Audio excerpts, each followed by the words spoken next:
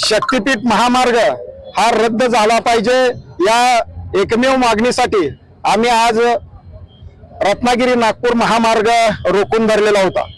आम्ही अनेक दिवसापासून हा शक्तीपीठ महामार्ग रद्द झाला पाहिजे या मागणीसाठी आंदोलन करतो आहोत, परंतु या राज्याचे नवनिर्वाचित मुख्यमंत्री यांनी पहिल्याच दिवशी पत्रकार बैठक घेतली आणि हा महामार्ग आम्ही करणार आहोत आणि ज्या ठिकाणी विरोध आहे त्या ठिकाणी अलाइनमेंट बदलणार आहोत।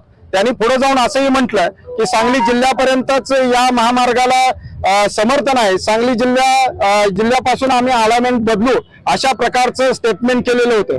आम्ही शेतकऱ्यांच्या वतीनं त्यांच्या या वक्तव्याचा निषेध करतो आणि हा महामार्ग रद्द जर केला नाही तर आणखीन आम्ही आंदोलन तीव्र करू।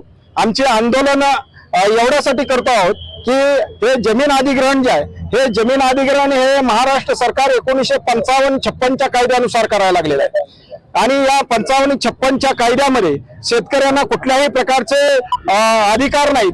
ते एकतर्फी करू शकतात, ते एकतर्फी मूल्यांकन करू शकतात, त्या मूल्यांकनावर आक्षेप घेण्याचाही अधिकार या शेतकऱ्यांना त्या कायद्यामध्ये ठेवलेला नाही। त्यामुळे 2013चा जो जमीन अधिग्रहण कायदा आहे हा 2013चा जमीन अधिग्रहण कायद्याची अंमलबजावणी या महाराष्ट्र सरकारने केली पाहिजे ही आमची मागणी आहे। आज त्यांचं म्हणणं असं आहे की काही लोक समर्थन करतायत, पण जे समर्थन करणारी लोक जे आहेत त्यांना किती पैसे देणार हेही सरकार सांगत नाही आणि म्हणून आम्ही आंदोलन भविष्य काळामध्ये तीव्र करणार आहोत।